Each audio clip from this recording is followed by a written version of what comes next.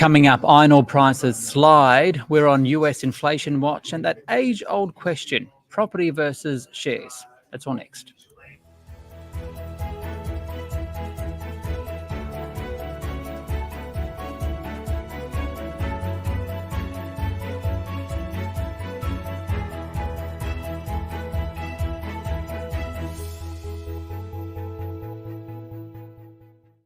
It is your daily 10-minute business and finance news wrap for this Tuesday, the 12th of March 2024. Later on Market Day, we'll speak with Scott Phillips from the Motley Fool for his take on the day on the markets. But first to iron ore prices, which slumped more than 7% overnight, now below $100 per tonne. For more, Rhayna Bosch spoke with Justin Smirk, a senior economist at Westpac. So, Justin, iron ore prices continuing along this slump. We've seen a massive decline of about 7%, which is the sharpest decline since mid-2022. Can you talk us through why this is all happening? Well, actually, they've come a lot further. They were $121 a tonne not that long ago, and now they're down to $108 a tonne. So they've seen quite a large slide over the last 2-3 weeks. And it's really the sort of coming together of a couple of different forces. One is the sort of ongoing lack of growth and demand from Chinese steel production. Remembering that Chinese steel production peaked back in 2020, it's really been the cycle around the housing story that's been some effort to recover it. A lot of disappointment came out of the National People's Congress, where even though there's lots of hints that this wouldn't happen, the market had an expectation that there'd be sort of a bit more of a sort of bazooka type effort to try and get the economy going, rather than this structural changing that we're seeing more happening now. And also in the backdrop, even though supplies of iron ore out of Australia have been quite lackluster, Brazil has been making up the gap. So supplies have been rising. And in the nexus of that, we've seen inventories at Chinese ports rising again, and now the highest they've been for over a year. Put it all together, soft demand, rising volumes of supply, threats of increasing supply from non-traditional sources such as India and Africa are all putting a dampener on prices and pushing them down. So that's really the backdrop to the fall. Now, you mentioned China there, and obviously, as you say, demand is kind of on the down low over there. What does it say more broadly about the Chinese economy, and are you expecting things to pick up? We are looking for a pickup in the Chinese economy. I mean, we're not looking for that kind of sort of spur back that they have sort of done in the past. It's a much more structural change. They are getting their property market into sort of some sort of more order. You've seen a decline. You've seen declining interest rates, both in overall interest rates and in mortgage rates. You've seen some restructuring around the construction industry, which is helping to sort of stabilize that. So they're two key factors that are helping. The other one is the sort of restructuring and moving of the Chinese economy overall, moving towards more high value type products. And in the backdrop is ongoing infrastructure build that is needed for, trains, bridges, airports, all the kind of things that build up a middle class, a middle income country. So those factors are still in the backdrop and providing some degree of support. And we think on the back of this, Chinese economy will recover and provide some support from the demand front. But again, it's not a bazooka type of result. We're not talking about that pushing iron ore prices back up to $120 a tonne. In fact, we think given the supply and demand mix, iron ore prices are likely to continue to weaken, even with this recovery in China, to around $80 to $90 a tonne end of this year. Now, what does this mean for the Australian government? We know that Australia is a huge producer of iron ore, in fact, the biggest globally. In terms of government revenue, what kind of an impact could this have on the budget? So the interesting thing is the big impact from this is purely around a price story. Like we're not exporting any more volumes of iron ore or coal or gas. So really it's the price story. And you're spot on correct. Falling prices does mean falling revenue for the government, particularly around tax raising revenue. But at current standing, the government has put in a budget that the iron ore price would be around $60 a tonne by mid this year. Yeah, yes, of course, if we see the ongoing collapse in iron ore prices that we're seeing at the moment, you could get prices down to $60 a tonne in sort of range for iron ore prices. And so in our view, at the end of this year, you'll still see iron ore prices higher than the government's forecast, which means their revenue position will be better. And overall, that does set, not allowing for any increase in expenditure, a bigger surplus than what they're forecasting. Justin Smirk there speaking with Rhayna Bosch.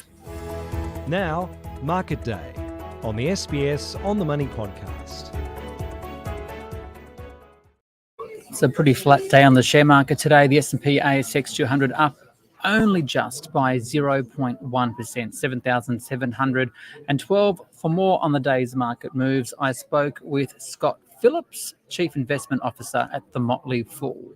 Ricardo, thankfully a bit of stability after the biggest fall in a couple of years yesterday. Hopefully a bit of, well, not even optimism, just a lack of pessimism. We'll take that today after a tough day yesterday. All eyes on tonight's US inflation numbers. What's expected and what's it likely to mean for the timing of the first interest rate cut in the US? Yeah, they are such good questions. They absolutely are linked together, of course, because what's expected is a modest increase in monthly inflation. But because of the way these things are calculated, that will bring down the annual rate. In other words, the month we're dropping will be larger than the month we're picking up. That should hopefully continue the decline in annual inflation. Core inflation still too hot at about 3.8, 3.7%, according to the experts who were polled. What we don't know is how Jerome Powell will take this data. As always, if there's no surprise in the data, if it's what the Fed Reserve expects, what commentators expect, we should see interest rates come down in the Fed's current timing. If there are expectations that are blown away in one way or the other, either too high or too low, that will, of course, throw the cat well and truly among the pigeons. Iron ore prices fell 7% overnight. How much of that has to do with China? Most of it, mate. This is a really big challenge for global commodity markets. For iron ore in particular, obviously, is the continued challenges out of China. Much better growth than almost anywhere else around the world, so that's a positive. The problem is nowhere near what we're used to or what the country itself expects. Now, when you break that down, the challenge for our iron ore miners in particular and for the commodity in general is that demand is seen to be waning. And if it is, lower steel production does mean a slowing down in China. So bad news for iron ore. Bad news for China more broadly, and that unfortunately means bad news for the global economy. While iron ore is down, gold are still pretty strong, and gold stocks having their best day in about a week. What's behind that? A combination of expectations, I think, if you look at what we just talked about with the global challenges and the interest rate decisions to come, gold often seen as a hedge against both the stock market generally and inflation specifically. There does seem to be a bit of movement around. We've seen Bitcoin, of course, go through the roof. Gold having a bit of time in the sun as well.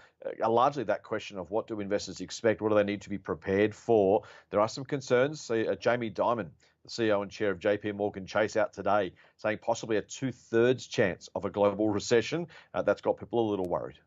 Can we just spend a couple of seconds on this ongoing debate about property versus shares, right?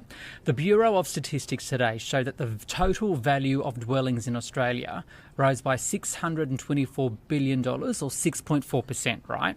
Compare that with the ASX 200, it climbed more than that, 8.5% over the same period. What do you tell clients when they're deciding between property and shares?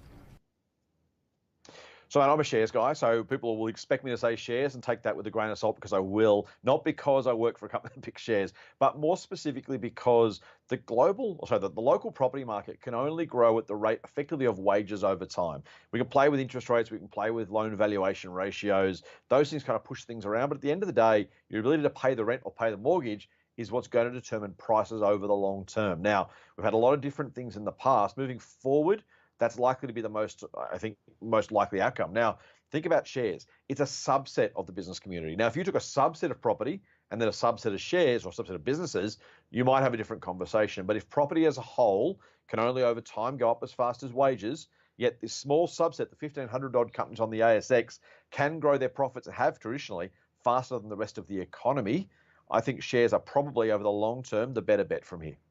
Finally, where do you see the opportunities for investors at the moment?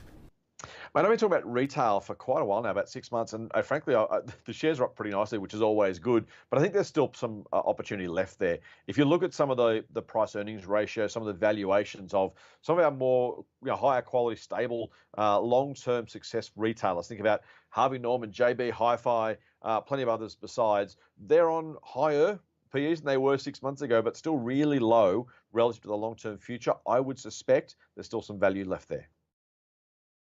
Scott Phillips there from the Motley Fool. This SBS On The Money stream is provided for informational purposes only. The content in this stream should not be understood as constituting advice or a recommendation. It is not personal advice and it does not consider your personal circumstances or objectives. You should contact a licensed professional before making